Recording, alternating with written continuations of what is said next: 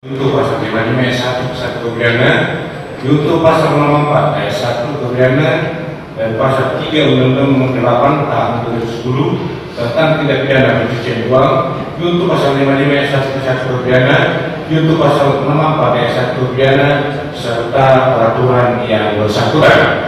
Mengadili 1. Menyatakan terdakwa Muhammad Kasim Sulusi bin Sulu Daengmoko telah terbukti secara sah dan meyakinkan bersalah melakukan tindak pidana penggelapan dan pencucian uang secara bersama-sama sebagai perbuatan berlanjut.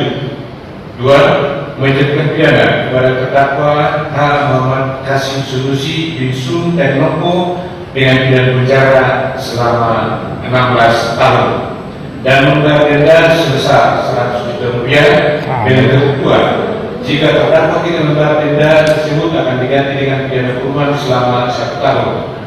3. Menetapkan namanya terdakwa pada dalam tahanan dikeluarkan seluruhnya dari pidana yang dijatuhkan.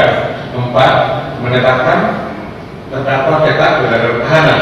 5. Menetapkan barang bukti berupa 1 sampai dengan 440 digunakan sebagai barang bukti dalam perkara lain atas nama terdakwa Nur Syariah Mansur dan Desi Budia binti Mansur Maulana. 6. Berbuat terdakwa untuk membayar perkara sebesar Rp5.000. Demikian diputuskan dalam rapat pemutaran majelis hakim di Makassar pada hari Kamis tanggal 21 Februari dari Indonesia sebagai ketua Muhammad Salam Dirwas Pesa dan Duli Masal Kisah.